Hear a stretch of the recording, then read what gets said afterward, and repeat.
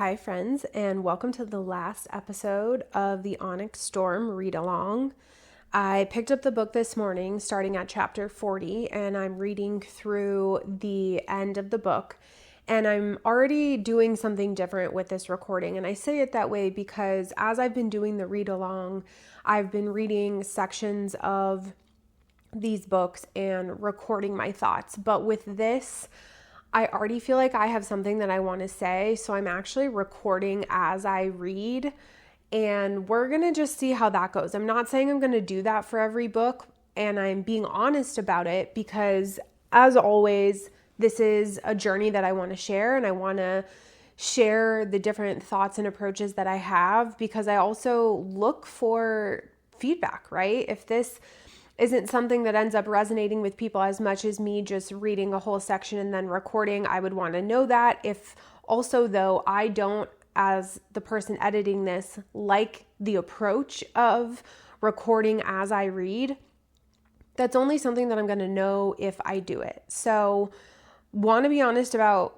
the fact that I've only read a little bit into this last section of the book and I'm starting this recording. So this recording in theory is going to be a compilation of my thoughts as I kind of read and pause to record through the end of this book. The last piece that I do want to share is I am using a new microphone. So we're going to see if this helps with just the quality in general, some of the fuzziness that I feel like has come through on recordings in the past. I'm also trying to be a lot more cognizant about how I record, how I share thoughts, how I speak, and the level I use with my voice. And I laugh because it's kind of silly to say, but it's true. How I process information actually matters a lot in terms of how editing goes. So I'm learning as I do this. There's very much an art to all of this, and so we're trying a couple of new things, but I wanted to dive into this recording to share my initial thoughts, and I have the book pulled up. So I've read from chapter 40 through chapter 44 when I'm giving you this initial recording or this initial piece of my thoughts. And when I dove back into this book, we picked up at the part where the friends and everyone who was out, the squad that was out, was flying to another island to burn the body of the rider that they lost and his dragon. And a lot had happened leading up to that. So it took me a second, I guess, to get back into the place of like everything that had led up to this and the emotions that were involved in it. But I also feel like I stopped at a good point, and I want to touch on that because it's been a minute since I stopped reading. I know that these recordings coming out all, in some uniform fashion don't seem like it because I'm trying to put out the recordings in a decent amount of time for people to do this read along with me. But, as the recorder of these and the podcast creator, it's actually been a minute since I've read. So it took me a second to get my head back into the place of this story and everything that's going on.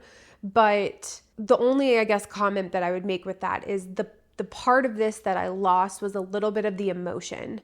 I wasn't as heavy with the emotion in picking up chapter 40 as I would have been had I been consistently reading. And I just want to acknowledge that because I think even now, only 4 chapters in to this last section of the book, I'm not quite in the right headspace of all of the emotion that the characters would have been going through. And I'm just acknowledging that because it will potentially affect my reaction and what I say and how I'm feeling about it. So now that all of that is out of the way, there's something about the fact that they go to this place to burn the body of their friend and fellow squadmate that they lost and the dragon, and that when everybody departs based on Violet's orders of who's going to go where to search for the Irids, that the Irids end up on that beach. I don't know yet all of what I'm feeling about that, but I find there is something about it. And the reason why I say that is because in that exchange, it obviously doesn't go well.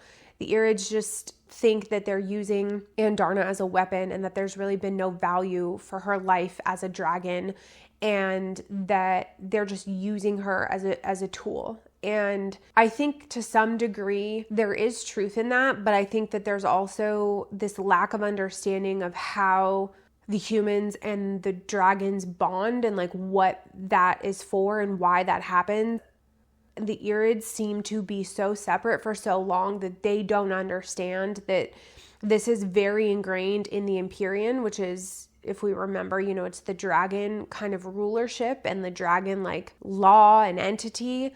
Everything about what makes up the Empyrean relies on, I don't want to say relies, that's probably the wrong word, but what is inherent to them, their processes and how they live their lives is very much tied to this threshing and bonding of humans. And the Irids just don't understand that because they've never been a part of that. And I don't know that I don't think that they really know anything about it or really understand it. And so I think that they're missing a lot of context. But why I bring this up in relation to the death and this essential like ritual burial that they did for their squad mate is because if I had to guess, the Irids were always there. They were watching, right? They're iridescent. They were invisible. Violet didn't know that they were there until everybody else had left. If I had to guess, they were watching. And my only hesitation with that is I feel like the other dragons would have sensed them and would have known.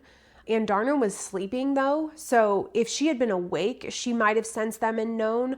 I don't know that the other dragons would have known that they were there, because even when Violet started saying Taryn's name, he didn't fully register what was happening. So he couldn't sense them. He didn't know they were on that beach until she was really freaking out. So I feel like they are going to have another run-in with these dragons, and there's going to be something about that sits with them, or that they're gonna pull on like the heartstrings of, because they would have seen that they were going through this ritual of like death for both a human and a dragon, and how much is tied to that. And even though they didn't question it, and even though it didn't come up, I think that they were going through information overload when Andarna told their story. So I don't know. It's a very small thing, and it doesn't really change anything much if that doesn't happen. But there is something about that process and them being on that beach at that time that I feel like might come up later. The other piece that I really want to talk about with this initial recording is obviously the Xaden of it all.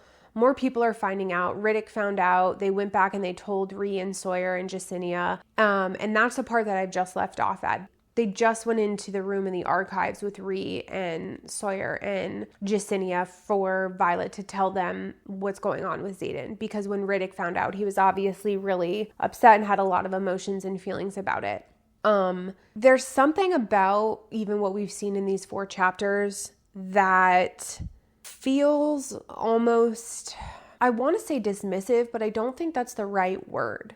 I also don't want to say that it's like there's this air of having given up, because this is the time when really the key squad mates and the key characters in the story are finding out, right? The people that are Violet's ride or dies are finding out, and the people that she can lean on the most. And in doing that, as much as I think it's going to stress her out, I think there's going to be a weight that's lifted, because she's going to have other people to rely on and to be there for her and with her. But I also just think that there's something about it that is like the beginning of the end. I think that Riddick's right. Violet is and has been in denial for a long time about the fact that there's no coming back from this. I think he's the first person to act as a mirror to say, like, you can't run from this and you have to face your fear. And that's her looking in that mirror to say, like, if he hurts anybody that I love, or any dragon or a rider without cause, or me, that I would know that he's not himself anymore and that he's gone. There's something about just this turning of the tides of people knowing, other people knowing, that even though it's an effort to help him, that I think the beginning of the end had already come, but I think this is really that. This is really the start of the end of hope for him. And I want to say this now, which is that I saw social media clips. Let me be clear, I've done a lot to avoid spoilers for this book. So I still don't know what I'm fully walking into, but I know it's not going to be good for him. But I saw a social media clip of a interview that Rebecca did where she said that this next book is Xaden really in his villain era. And it reinforces what obviously I have understood without being spoiled, which is that it's not going to go well for Xaden. But what I think is going to happen, if I could put out a guess now, is that Violet even still is not going to fully come to her power or her second signet or really understand everything that she's capable of until the next book, until she fights Xaden. And I think that that's what she's going to do. I think she's going to fight Xaden. I think that there's going to be a way where she is, before I land this plane, let me go back and make a point. Already the Irids had alluded to Andarna that that she's given Violet something incredible. He says, like, Taryn, you've given her lightning. And then this dragon on the beach says, like, Taryn, you've given her lightning, but Andarna, you've given her something far more intense. I think that it is raw power. I think that it's not just lightning that she wields. I think her second signet is power. And I think that Violet is going to end up having to fight Xaden. And I think that she is going to channel the venom out of him. I think that she can almost like suck it out of him. And I don't know if that is going to restore his soul. I don't think it works that way. I don't think that she has the power to like do anything with his soul in particular, but I think that she's going to have the ability to like kill the venom power only and like isolate it. And I don't think she's going to know that or be able to do that until she's face to face with this inevitable battle. And so I think that shit is certainly going to hit the fan in this book. But I think that this big battle that we're all waiting for and like really taking down the venom is at least going to be another book or two. I think what's going to happen is she's going to have a face off with Xaden in this next book. And then there's going to be one more where they like really almost exterminate them, unless it's just a big fourth book and Rebecca puts it all in there. But I think that Xaden's going to come back, and I think that then there's going to be just like this huge coming to Jesus with everybody where Violet's going to finally understand her full power and the Irids are going to come and it's going to be crazy. I don't think they're going to come in this book. I don't think they're going to help in this book. I think the next book is going to be more about the evolution of their relationship with the Irids and Andarna and education and like fighting Xaden and whatever. And then it's going to come down to like the ending the venom. And obviously I have a bunch of chapters left to read in this book, so I could be completely wrong. So that's kind of the fun of me recording now, is we'll see how this evolves as I even finish Onyx Storm. But I just say all that to say, as I get ready to pause and read again, I think this is the beginning of the end for Xaden, like the hope of Xaden being good. I think he's going to fully turn. And I think that we're going to have to go through this process of watching him find his way through that. So I'm interested to see how that goes. So I just got to chapter 48 and I want to talk about this whole giving up and hope back and forth that Violet is feeling with Xaden. When Violet's in class and she does the maneuver with the dragon and her and Taryn end up figuring out what works for her abilities. And afterwards, Xaden is like, that was really terrifying to watch, but I love you. He uses a cuss word, but I'm trying not to cuss so much in these recordings, even though it makes me very passionate and animated sometimes after I read. But anyway, then their conversation, she gives him a gift, right? She gives him a note to read for later and she gives him a gift.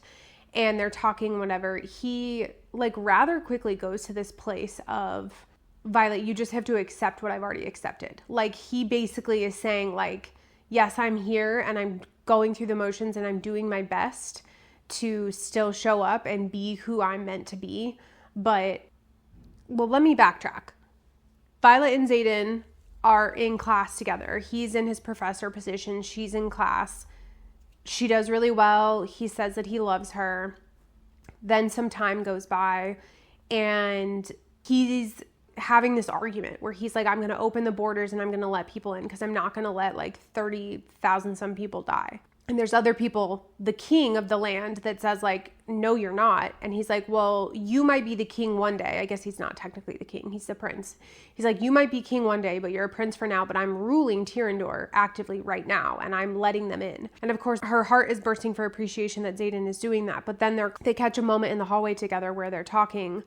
And she sees that like his anger kind of took him away from her for a second, and she had to pull him back and be like, hey, step away from it, like come back to me. And he comes back and the recognition is like on his face. And so you know that he's still actively fighting these two sides of himself. And in their exchange, he essentially says that like, you can't love me. Like I'm not good for you. I'm not safe for you. We can't keep doing this, right? And so it's very jarring, because you have on one hand scenes where he is himself holy and loves her and wants to be soft with her and whatever. And then in these other moments where he realizes how hard the battle is for him. And in those moments, he gets extremely broody and emotional where he's like, I don't know how long I can keep doing this kind of vibes, right? And like, you just need to step away and you need to remove herself. And I think that Violet thinks she's doing him a favor by not backing down, that if she gives up, he'll give up. But she's like, you can't give up. Like, I need you to choose me. I need you to be here and whatever. And he just is like, I need you to accept what I've already accepted. And it's an intense exchange. But when I was reading it in that moment, I was just like, damn, he really has given up. Like, he's really just like, I'm biding my time until the inevitable happens and I'm doing my best. That's the way that it felt. And yet she's like, her heart is completely shattered because she's like, how could he just give up like that? And there's a professor there that says like, hey, I know it's hard to love somebody who is in power, but you guys both have a purpose here, and your purposes are not necessarily one and the same. Because what she realizes is that this professor thinks that she was saying, I need you to choose me over Tyrandor, because he couldn't hear all of their monologue because they're talking through the bond and all of this type of stuff. When she's really saying like, I need you to choose everyone. I need you to choose all of us. I need you to choose the thing that makes you most you. And if that's me, choose it. And like, we'll figure out the rest kind of vibe, because she's trying to save him and save Tyrandor and like help the situation. And she has this exchange with this professor where she's like, I'll choose him first every time. He will always be the choice that I make. And even though she knows that this professor kind of slightly misunderstands their interaction, and he's like, well, that's what makes your love so dangerous.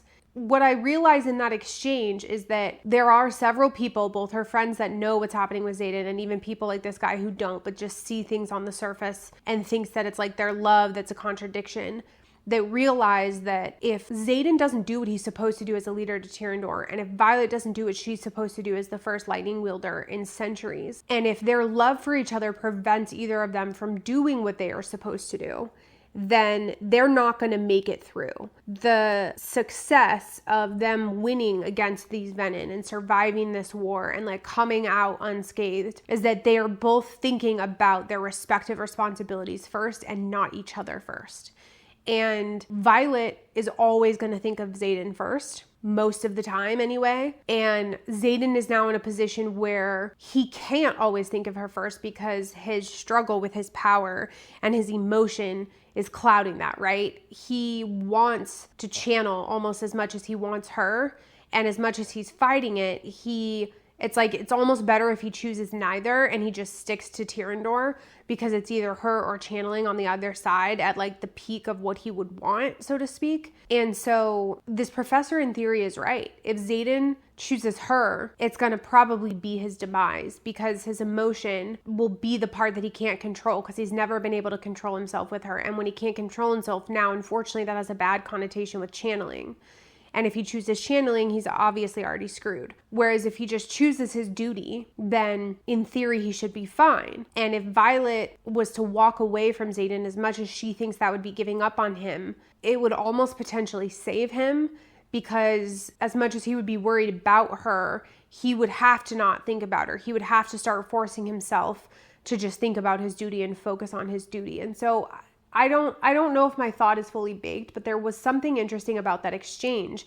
And people have said this kind of thing before or alluded to it, but I do think it's really important to touch on the fact that like, if they don't just focus on what it is that they both have to do, it is going to be the end.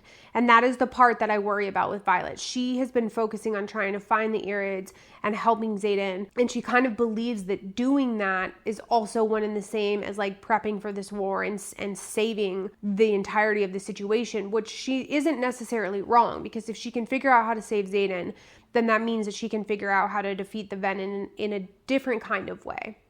They've obviously gone through enough things to where they've realized that they can't really fix this situation. And that leads me to the next point that I'm going to make before I pause again, which is that they end up going back to Tyrandor. She's at the House of Ryerson. She's getting refreshed to go with everybody to see Rhee's family. And Brennan comes and like she pulls him into the room through the wards on the room. They hug and they're talking. And Brennan says, I know about Xaden. And she's like, you do? And he's like, yes, I've been trying to mend him, like what Nolan was doing with Barlow. And he says, Xaden is farther gone than Barlow was when Nolan started. And of course, Violet had feared that that would be the case, but she's also happy that that they've been trying, because she had no idea that this was going on. And as Brennan is talking to her, she starts to really smile and get excited. And Brennan's like, why, And she's like, because he's trying and he hasn't given up. So you go back to that conversation in the hallway where it seems like Xaden's just like, Violet, you need to accept what I've already accepted. Like, I love you and I always will, but like, I'm not good for you. And this isn't going to go the way that we want it to go.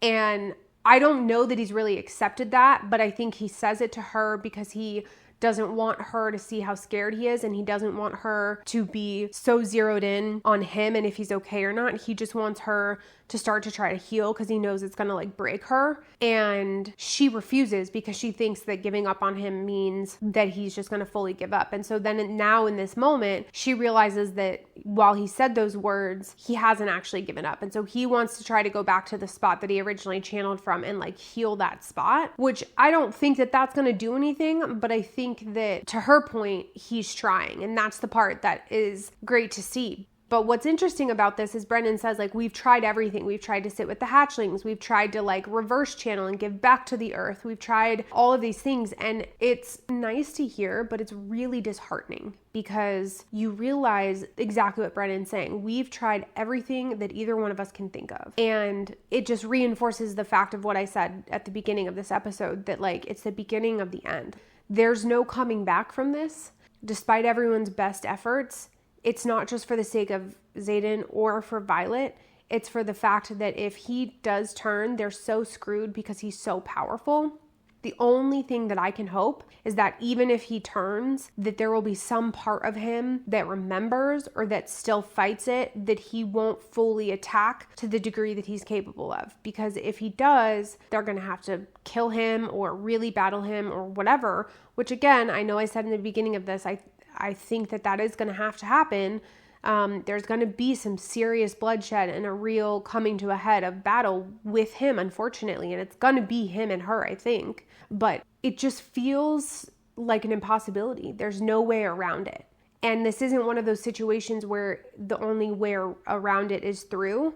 Because through just means that he either stays Venom and he's never better, or that he stays Venom and he dies. Right? The option is that he stays Venom and he dies. He stays Venom and he's just out in the world causing chaos, and they never, whatever, right? They never cross paths, or they can never defeat him, or he's changed back. And I don't think that is as likely as the other two. And it's just really sad and frustrating to watch and to see her go through the emotions of like kind of starting to realize that, but then also not giving into that and not accepting that. And so just like that, we go into a couple of chapters where Violet and Xaden have a very intense and intimate scene. And the thing that kills me is that obviously I really love these books and love this writing, and I'm a romantasy fan. So the sexy time, as I'll call it, is something that I look forward to, because you're getting all of the tension that characters have created, and it's coming into a situation where they're the most vulnerable. And a lot of times when these scenes happen, there's dialogue, right? So you're, again, getting them at their most vulnerable where they're also communicating. And in this case, they're not really communicating a lot.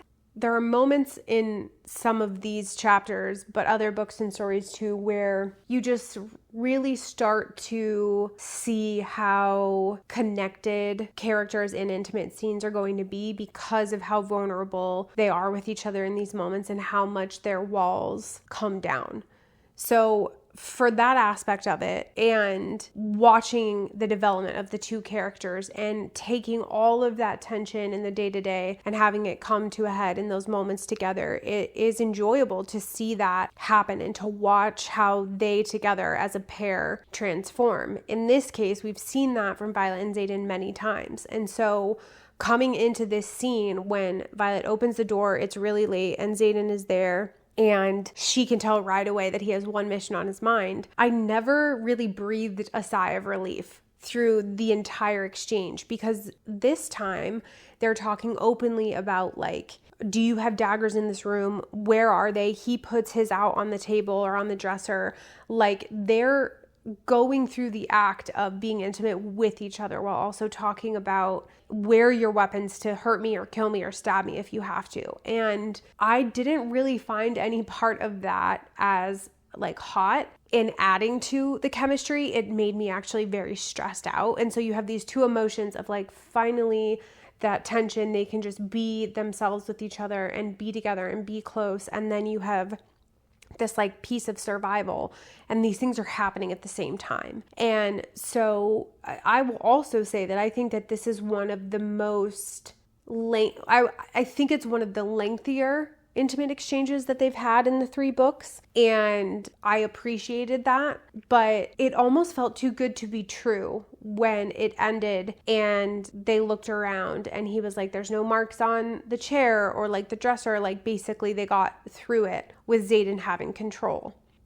It gives me relief that that happened and that he could have that moment of vulnerability and pleasure with her and not channel, but it also scares me because I think that they're going to think that he can do it again and they're going to test those boundaries. Even in the moment, Violet was like, let go, Xaden, let go. Like, I trust you, whatever. There's something about that that is just so selfish to me. Like, I understand that she is just reacting. Her body's reacting to this person who's her soulmate, her human, her love, and she's wrapped up in the moment and she just wants to be with him at all costs. But because they're actively talking about his venomousness throughout this entire exchange, it frustrates me, as frustrating as it would have been for it all to come to a stop. It frustrates me that Violet was like, just go, just do it. Like, it's fine, let go, whatever. Because it's like, how selfish of you that for that moment of closeness that you're willing to sacrifice him. And that's why I was holding my breath and why I was so stressed, because I could almost see it happening, that he was going to end up channeling in one of the biggest ways that he's ever channeled. And it was going to completely blow their entire world open. And that could have happened. And what is frustrating to me about that is if her friends knew that, they would read her to filth. They would be so mad and they would probably say the same type of thing that I'm saying now, obviously in a much more angered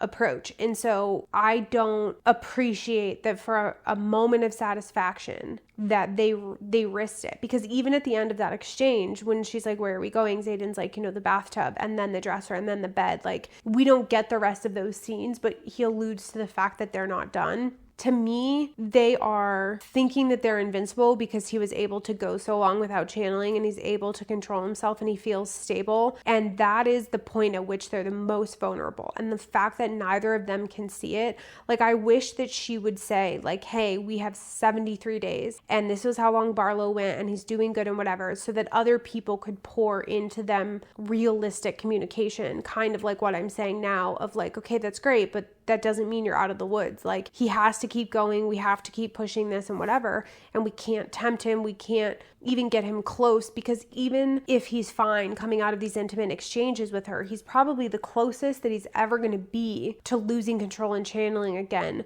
Even though he's with her from a place of satisfaction and like positive feelings and not anger and frustration and survival instincts, you are still no more like vulnerable than in that moment with a partner. And so I just find it actually kind of irritating, and I'm mad that that irritation is coming against a scene of intimacy that normally I appreciate seeing and I want them to have.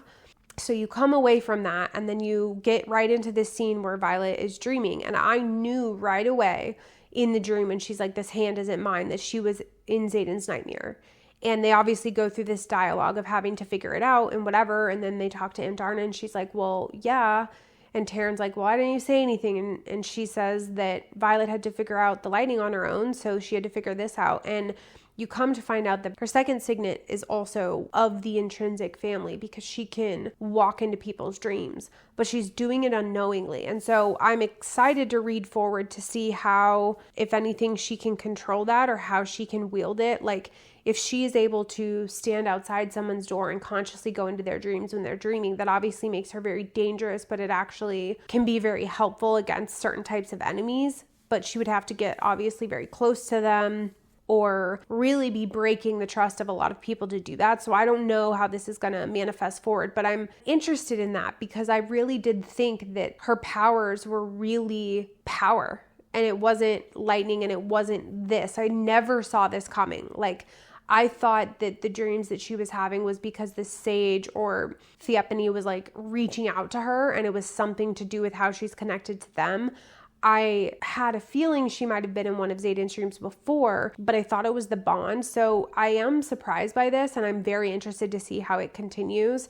And I'm in the thick of finding that out right now. But yeah, I'm at a place right now where I go from being frustrated and sad that Xaden gave up to hopeful like Violet was that he didn't, to her like wanting her to be thrust into this world of figuring out what's going on with him and how she can help him, to being mad that they're being so reckless, to now being intrigued of what's going to happen. And that is just a typical amount of emotions that can happen from reading chapter 40 to 51. So 11 or 10 chapters technically, because I haven't started 51 yet. You get all those emotions in just 10 chapters. So that is par for the course. But yeah, I'm now intrigued, but I'm also still a little bit frustrated by this whole situation. And my gosh, 4 chapters later, from chapter 50 to chapter 54, so much has happened. I don't even know where to begin. I was wrong. The Irids did show up, one specifically. Leothan? I don't know if that's Leothan. I knew that there was something about the initial exchange with the Irids on the beach. One of those dragons was going to have seen something that made them curious. And that inclination was correct, because when he comes and we see him at the end of this battle, he says that like, I don't like how you are judged so quickly, and you are actually part of my line. Like, yes, we are many, many, many generations removed, but essentially he's saying like, I'm your family and I want to give you a chance. And he's still very hesitant, but he says that he comes to help, and he fires the word stone to protect everybody in Erasia, but he does it so that way basically Andarna can go. Like, Violet is protected now. As long as she's here underneath these wards, she's safe, just like she would have been at any other time had they been working. And you don't necessarily have to be here and to help. And the part about this that it makes a lot of sense to me that Andarna would go with him. And when he says, look, like, give me a few years, let me help you. Let me see if we can get everybody to be okay with you being back, and let us help you. And if you want to come back and rebond, then you can. I don't know that I necessarily believe that. I think that he tells her that so that she'll go. And I think that he thinks that when she's with them, that she will choose their way and not come back and bond. But what I think is really significant about this is I think that Andarna is going to go, and I think that some amount of time is going to go by, and when shit goes south with Xaden and they're in whatever future battle that they're going to be in, Andarna is going to come back, and Violet is going to bond her again. And so what's really interesting about this is we just figured out what Violet's second signet is, and now it's gone. Because in a matter of moments, Leothan breaks their bond and they're gone. And what I do appreciate about this is that Violet says, look, I know that Andarna wants to go. Of course she wants to go. It's her family. It's all the answers that she's been seeking, and she can't have it both ways. So I knew that Violet was going to let her. I knew that it was going to happen in this moment, but it makes a lot of sense because it's like, look, yes, Andarna has powers and she is unique and powerful, but she also isn't, because she can't really fly exactly, right? And she has these limitations that prevent her from being the best that she can be. And I don't know if Leothan having Andarna go with him will fix her or will make her better or truly the powerful dragon that she needs to be. But she was never going to be her best with Violet because she already wasn't. And there is something about this that I feel is really symbolic, because that's what I've been wanting Violet to do. I want her to find herself and step into her power and be the best that she can be. And I don't know what it's going to take for her to do that. Obviously, I've hypothesized what is going to trigger that. But Andarna was kind of the same. She was kind of stunted. She was a little injured. She wasn't at her best. And the situation that she was in was the reason why. Now, again, I don't know that it will be fixed. I don't know that she will be able to fully fly or have the tail she needs to have or have the wings that she will need to have. I don't know that. But they say many times that Irids are magic. They are magic. And so that is evidenced in a couple of different ways here. The fact that one dragon can power that word stone and they're good to go is crazy. In a good way. But what's also wild is in that moment when he's talking to Violet and she says, look, I guess Violet's technically talking to Andarna, and she's like, I love you. I want what is best for you. I want you to thrive. I want you to be okay. And he's like, okay, great. He snatches that bond so fast. So he has the power to do that. Like, he is magic. And that is incredibly powerful. And it makes the loss of Andarna more profound, but it's bittersweet. She needed to go, and she was kind of a burden to them, and they were kind of a burden to her. And I'm now both stunned by all of this, but also excited to see how she comes back, because I know she will. There is no way, like, here's the thing. I was talking about when the Irids would come and when they would help out and when they would make their presence known. And this is not all of them. This is only one. So I don't think we've seen the end of it. As stoked as I was when I read that Leothin was there and he powered the word stone, and I had a mini freak out when I was just reading this moments ago in the best way. I was just so excited. I think that is just a sample. He's going to take her, and time is going to go by, and they're going to come back with all the Irids, and they're going to rage.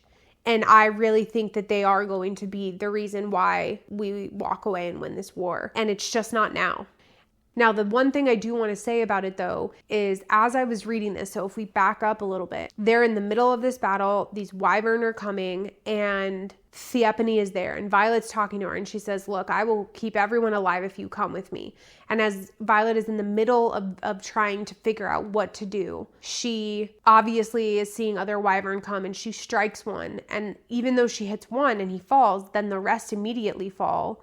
You realize it's because the ward stone got fired back up and the wards went up. So immediately once the wards went up, all of their magic fails, right? And they're like, they being outsiders within this ward are powerless. And so in the middle of this exchange with Theophany, Violet realizes that she like looks up and has this kind of panic and dips out. And for a minute, I had this whole this whole thought process go through my head of, is she scared of Xaden? Is she seeing Xaden, and is Xaden in his form that he is in now, or going down this road of being Venin, what she's scared of, and is she worried about it for some reason? Like, I was going through my mind, and I never once thought of the Irids. I really just thought they weren't going to come anytime soon. So that made the surprise of this dragon being there all the better, and the whole situation all the better. But it just goes to show how valuable they are. They're powerful because he powered the word stone, and that is the thing that is an issue for the Venin. So I don't necessarily want to give a bunch of credit to the Irids to say that they're the reason why they will be able to defeat the Venin, but I do think that there is something about them as a race of dragons and a species that is going to rain down hell on the Venin and be the reason why eventually this war is won and why the Venin are defeated. And what is a little bit frustrating about this whole situation coming to light is that Violet only got that second signet for a minute, so she can't even use it. And this is the second time when she's gotten something from Andarna and figured it out and it's gone away. The first time was freezing time. That only happened, in a very quick moment, small moment when Andarna was more of an adolescent. Now she figured out this whole dream walking situation and being able to be an intrinsic, however you say it, and it's gone now. So one, that's a good thing because nobody will find out about those abilities and Violet won't be in danger. But it's a bad thing because she can't use it and there's no way of being able to do anything with it. So I'm just struggling to know what exactly we're supposed to get out of Andarna. What role is she really going to play, and how are these powers either going to help or hinder Violet? I am a little bit frustrated that we don't have that figured out. The other piece that's driving me insane is the fact that Eric said, hey, you have to go protect this temple. And they didn't do that, right? Violet didn't listen because she's like, hey, you weren't around when decisions were made. I got shit to do. Don't know what you're talking about, and went out to fight. And Andarna went to go protect the temple. And they were having this discussion about it before all of this stuff went down. You don't really understand yet what the significance of that was. But when they're there, the priestess says, do you use XYZ things to make your hair that way? And Violet's like, no, it grows that way. And she's like recognizing her as almost one of their people. And you come to find out that Theophany is or was a priestess. That's why Theophany has hair like Violet. but Theophany is also a lightning wielder. So there is this connection between these priestesses and their devotion to this god and the way that they look in their hair, like who they are inherently as people and what powers that they have is all connected. And I think that Theophany and Violet are one of the same. They're cut from the same thread or cut from the same cloth. Theophany just went bad and Violet obviously is good. And we need these connections. We're getting to this point where there's a lot of loose threads here, right? You have this major thread of like, what is going to happen with Xaden when he becomes evil? And what is that going to look like? What is the deal with Indarna? Is she going to come back and are we going to use her powers? And how is that going to go? What is the deal with these priestesses in this temple? Because this is not the first time this has come up. This whole hair situation, people looking like Violet, there's a story there. And I'm kind of irritated about that one the most because Violet never questioned it. When she was out months and months ago looking for the Irids and they came across this temple and her and Mira both saw people that looked like Violet with that hair, she never stopped to question it. She never once took a beat to say, what is this and why is this significant? And I cannot for the life of me understand why that stood out to me so much, and I don't know why she didn't question it. I guess we could just say she was so busy trying to figure out what her dad was trying to tell her and trying to find the Irids and save Xaden that she just couldn't think of anybody. She couldn't think of herself. She was thinking of too many other things.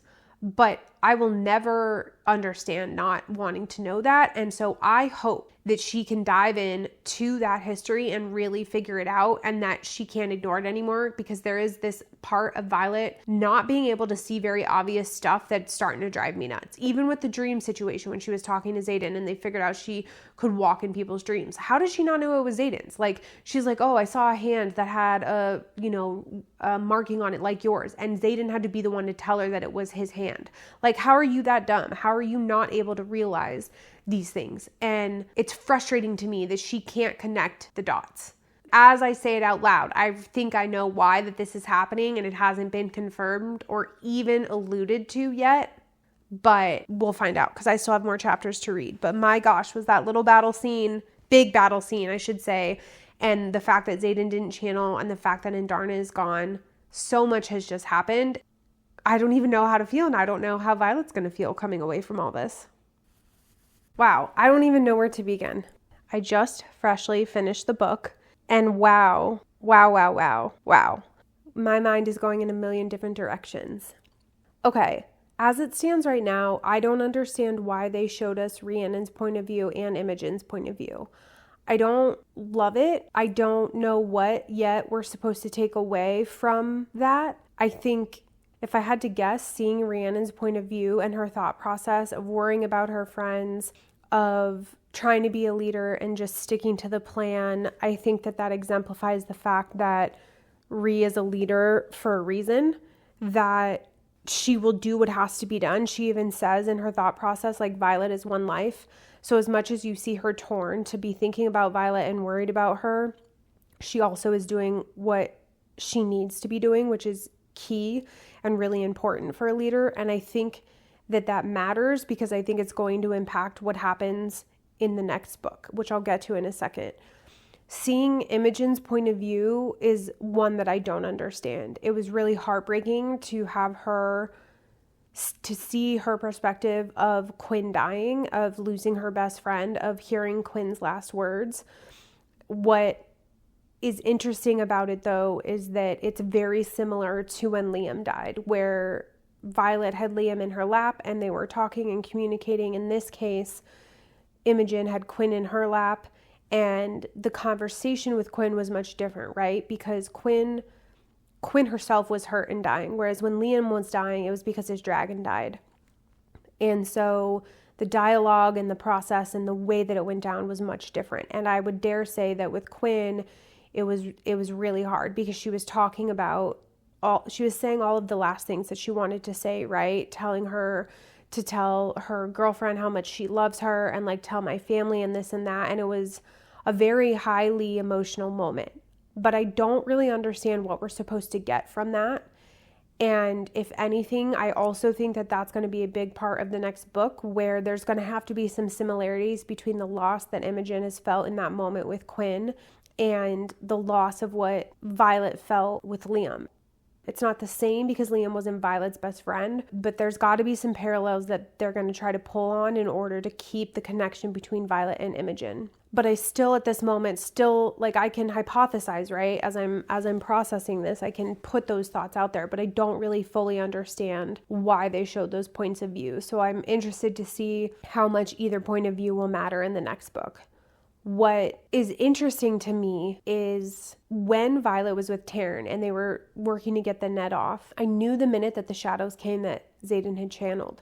I knew because of the way that Violet said, like, that, you know, he's powerful, but he's not that powerful. She knew in that moment that he'd channeled, and we knew. And it wasn't said, but you knew in the way that all of that went down. And what's interesting about it is that she also obviously realized that Eric could see the future. He didn't do it in ways differently than Melgrim, and he knew what was going to happen, and he knew that she needed that dagger in order to kill Theophany, which is freaking awesome that she's dead and that she's gone. That is a huge deal. What that tells me is that the theories that I had put together earlier in this recording and in other recordings about how it's all going to come to a head with Xaden in the next book is true, but there's going to be a different reason behind it, right? She's not a threat anymore, but Xaden, with his sage who he thought he killed that he didn't, and with his quote-unquote brothers, there's something going on there, and there's something that Xaden is up to that we haven't even scratched the surface of. But the surface that we've scratched is freaking wild, because for Violet to pass out after everything that happened, after she killed Theophany, after she channeled all this stuff, and to wake up realizing that she has a rock on her finger, that she's married to Xaden, and him to say that it's all yours now. Something happened in between that time, right? I think that Violet passed out. I think that Xaden found her, and Sigale somehow convinced Taryn to let them go do whatever they were going to go do. They went to a priestess. They got married so that she could take Tyrandor, either because he didn't know if Bodhi was alive, or it didn't matter if Bodhi was alive. He wanted her to take it in that moment for whatever reason. And something went down to where Violet went to Imogen and said, "You need to take my memory." The part that's so interesting about this, because Violet looks at Imogen with recognition, because she's like, at the end of the book, right? How long have I been gone? And Brendan's was like 12 hours. That actually makes me change my theory. I don't think that Xaden took her in that field. I think that they got back. I think that they got their shit together somehow. Xaden wasn't there. Violet snuck out and left and told Imogen to erase her memories when she got back. Like, somehow she knew what Xaden wanted. They met up. They got married. And something in him somehow was still human enough to go through with it. That little bit of him was left to not fully be Venom, but something went down in a way that allowed that to happen, to where then when she got back, Imogen wiped her memory, because there was something in it about and in relation to Xaden that she doesn't want anyone else to know. And it's probably to protect him, right? And there's some amount of protecting Xaden that's in there. But now people think that the people that are dying and that are missing are due to Xaden, because Garrick is one of them that seems to be missing. If I had to guess, a couple of them went with Violet, and they could be with Xaden now, but how or why riders are dying, I don't know. And when we lean into what I said earlier about Rebecca saying that Xaden's in his villain era, it's not that I believe that Garrick is with him and is trying to like save him. I think he's already past the point of no return, and I think he did take Garrick for some reason, or Garrick is out hunting him of his own free will and is just breaking the rules to go find him. But I don't know. That's the part that doesn't make sense. I do truly believe, though, that Violet probably got back. She left of her own volition. They made this marriage. Somehow Xaden was present enough in his mind to do it and give her Tyrandor. And then he dipped because he knows that he's fully evil. And she made Imogen wipe her memory, and they came back. But somewhere in there is this part, again, of these riders being missing or people getting killed and dragon eggs being taken. And I think that Xaden is a part of that. But as to what end, I don't know. And I don't know if it's that he's going to end up wreaking a lot of havoc and effort to try to kill his sage because he believes that if the sage dies, it's the only way that he's restored. And so he's going to do these things that he wants and quote unquote be Venom, but also still have part of him that is himself, that is like being a double agent. I think that that's possible. I think he's powerful enough to have this little piece of him believe that to be possible and to make that possible. But I think that the trail of desiccation he's going to leave is going to be really brutal, and it's going to have an everlasting effect on him. But the piece that people have been commenting on that I mentioned on earlier in this recording is Imogen and the whole memory thing. When I said that it frustrates me to no end that Violet hasn't pursued this conversation of her being a descendant of the gods and coming from the Temple of Dune and being a part of whatever these priestesses had talked about, could have been a side effect of Imogen having wiped her memory at times. But when Mira was talking about this with Brennan before the battle, and even when she had that dagger in her hand, she was recalling things. So I don't necessarily think that Imogen was removing her memories or swiping her memory as much as people have been hypothesizing. There's a lot of theories that Imogen might have been doing this all along, but I don't have an understanding of why she would have done that. It doesn't mean that she's not, but why she would have done that prior to doesn't make any sense, because she was already doing everything she shouldn't have been. She already knew that Xaden was Venom and was trying to hide it. She was already part of the revolution and had tried to keep it secret before everyone knew about it. Like, I don't think that Imogen has done this before, because I honestly don't have any reason to know why she would have been. So it will be interesting to see if she actually has.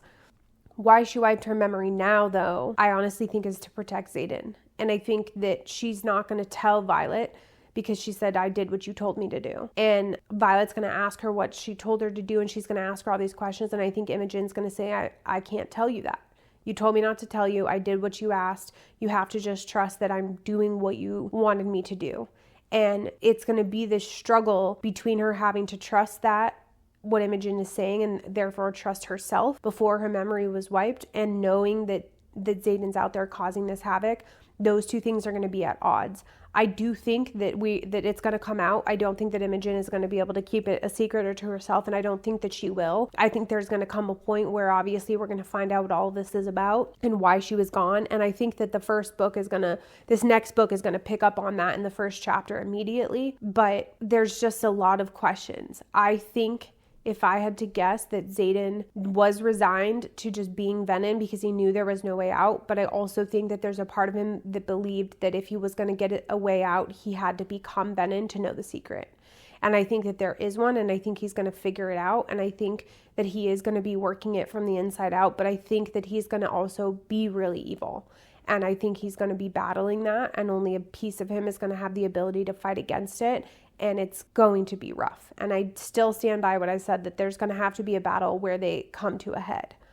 Now, Mira almost dying. Let's backtrack let's go back to the beginning of this battle. Theopany slitting Mira's throat and Mira almost dying, and Brennan trying to heal her, and Sloane coming in and grabbing Dane's arm and putting her other hand on the back of Brennan's head and channeling from Dane into Brennan to give him power to heal her. There is a small but tiny moment, if even a sentence, where Violet says she didn't see any prints on Dane's arm from Sloane, nor anything on the back of Brennan's neck. And when she first says it, because there's a mark on Dane's arm, and she says, I don't want to do that to you. And I think it's from when people had siphoned power from him before, which is odd to me because I don't remember when that happened. But there was something there where she says, I don't want to hurt you. I don't want to do that to you. And when Violet first has this inner thought where she says, well, there's no mark on the back of Brennan's neck where Sloane grabbed him, I thought, well, he's a healer. Maybe he just was never going to be as affected, or he just healed really fast. But there was a moment there where I think, does Sloane channel? Is she not actually taking power from Dane to Brennan, but is she channeling from where her legs were on the ground into Brennan? But even if she had, she would have left a mark on Brennan. So I don't know why that is significant, but it was just a moment in time that was so odd in the middle of this battle and everything that was going on. Because when it's happening, Sloane is like, I don't want to hurt you, or I'm going to hurt you. And Dane's like, I know you will. And they're having a dialogue, and, Mira's bleeding out and Violet's freaking out and all this stuff. It happens so fast and there's so much intensity that for Violet's inner monologue to catch that and to say it and for it to be written, there was no mark on Dane or Brennan. That is significant, and who knows how long we're going to have to wait to figure out why that is.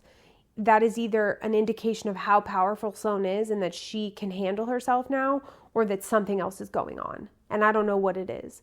The other piece of that exchange that I just touched on is when Sloane is talking to Dane and says, I'm going to hurt you. And Dane's like, I know you will. There's something in his response. There was something already prior that made me think that him and Sloane have a thing. There was comments of when Violet was watching them, how Sloane would only listen to Dane. And you could say it's because he's the wing leader and he's in charge. But there's moments where it's being alluded to that her shell is softening for someone like Dane. But why that's contradicted is because right after this thing happens where she channels from Dane to help Brennan, she flips him off and runs away and all this stuff that makes you think that she just hates him. But I think that there's something there that where Sloane and Dane they have a little something together. So I don't know what that is or what's going to come out of that. But I think that in that exchange where she tells Dane, I'm going to hurt you, he's reacting to basically I already know you're going to be the death of me. That's coming from a place of affection, not as a wing leader who knows that this is going to hurt him physically when she does this channeling thing. So I don't know what's going on in this exchange entirely between Dane and Sloane, or Sloane and the two of them, and why they didn't have marks, and why Violet noticed, and where that's going to come into play later. But that is going to matter.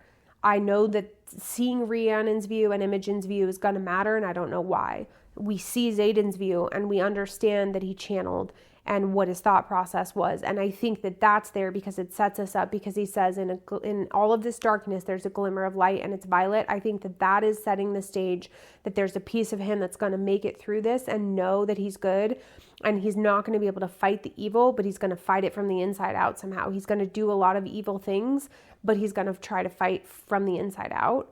And then the obvious thing about now that Violet and Xaden are married, she forgot the whole fucking thing, which is terrible, but there's a reason.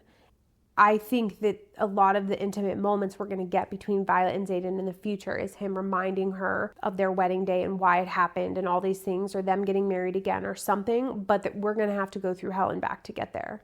And so now we're at a place where Mira went through hell. She almost died. She's okay. All of the siblings are okay. We don't exactly know if everybody's intact. Garrick seemingly is gone. Some riders are dead. Eggs are gone. And Darna came back for a hot second, which is crazy to me.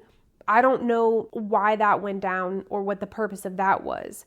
And Xaden's gone and he's evil.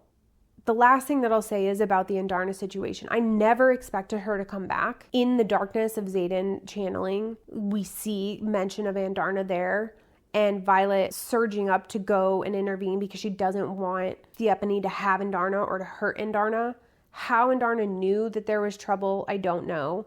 How Violet still has the power to dreamwalk when Andarna's not around, we don't know. But there's a lot, and what happens with Andarna, whether she stays or if she truly decides to go back again, and it's going to be, a long amount of time now before she fully comes back, we don't know. Or if she is back and we understand why she doesn't decide to stay with the Irids, we don't know yet. So there's so much going into this next book, and I understand now why people are so frustrated by having to wait on this cliffhanger and by knowing that Xaden gave it all up. And the thing that is so interesting about this the most is that Xaden gave it up for Sigale. He channeled to save her. And even though Sigale's like, you shouldn't do that, the reality at the end of the day is that if Theophany had killed Sigale, or it wasn't Theophany that was going to kill Sigale, I think it was this Xaden sage or whatever. He says, you're going to have to replace her power. And so I think that he was forcing his hand, because if he killed Sigale, Xaden would have died. If Xaden then didn't channel to replace the loss of power. And so in that moment, you could say that he was actually saving Violet, because if Sigale died, Taryn would be so destroyed and Violet would be so destroyed that they would survive it, but it would forever alter them. And Xaden would be Venom anyway. Whereas if he just channels to save Sigale, he's still Venin. That outcome was never going to change and it was inevitable. But then Sigale lives and Taryn and Violet in essence are fine. So I think that there definitely was a sacrifice there, and it's teed up in that moment as he would do anything for Sigale, but I think it's much deeper than that. So yeah, I mean, I understand how everybody feels now. How can you walk away from a series in a book when you're left on that much of a cliffhanger? I don't know how I'm going to work through getting myself down from like this adrenaline high of all of this stuff having happened and then coming back and not having answers. But I knew I needed to finish. I knew I needed to read through these last chapters and get to the end and to finish this series and this recording, because it was inevitable that I was going to be where everyone else is, on a cliffhanger, not knowing what is going to happen next. And so I just hope that this next book gives us the answers we want. I kind of hope it's the last. If not, I hope she releases 2 in quick succession so that the series can be done and we can wrap it up in a nice bow, because I think it'll be pretty rough if there's a 5th book after this and they're not coming together into very quick parts. But a hell of a story. Obviously, I'm reeling. I'm really bummed to leave this series behind until whenever this next book or next books come out. But I'm also kind of glad to put this to bed for a second. If you've been listening along, I have been doing recordings for the Legendborn series, and as of me recording this, I haven't started reading the 3rd book yet, and I think now in good conscience I can. So I'm going to be diving into that next and doing my recordings for that. Not all of the other recordings for the Legendborn series and even for Fourth Wing are out by the time I'm recording this. So again, like, this kind of wraps up the Onyx Storm read along, and I'll get all of these edited and posted, and we'll get to a place where we can kind of lead on into the Legendborn, and we're going to be in the same place. I think that this 3rd book, I actually don't know if this 3rd book is the last in the series or not for Legendborn, but we could either round that out nicely or be in the same place where we're waiting for another book to drop. We'll have to see. This book recently released, so it very well could be the 3rd. I kind of hope it is, so that way we have some of these series ending, and we're not just continuously on a cliffhanger. But yeah, wow, I'm definitely going to be thinking about this one for a minute. So I thank you all for being here and for coming along this ride. I know that I just want to say, the last thing I want to say is that I know that I started off the Fourth Wing series and the Legendborn series where everything was different, right? I had some standalone episodes, and then I've been doing read along, and here I'm coming to you with this episode for Onyx Storm, where I literally have recorded this episode as I read chunks of this last part of the book, but I knew that I was going to have a lot to say, and I wanted to say it as I went. And I knew that a lot was going to happen, that I wasn't going to be able to wait until the end of me finishing this book. And so I don't want to do that for every episode from here forward. I do think that it's going to make it quite hard for me to edit this. So to myself, who's editing this right now, apologies, because I will have started and stopped. And so to make it sound like a cohesive episode might be a little bit tough. And if I pull it off, then yay for me. But I just wanted to do that with this because I think I was a little anxious about finishing this book and knowing that I was going to leave myself on a cliffhanger. But we're here now. We've done it. I just appreciate you all for sticking with me and going on this journey with me as I continue to figure out what exactly I'm doing with all of this and how I'm doing it and what works and what doesn't. But yeah, I'm super stoked to have finished this book and finish this read-along series and kind of wrap it up in a nice bow for now until we can all dive back into the next book together. Thank you everybody for being here and for following along. Can't wait to connect with you all in the next episode. And until next time, friends.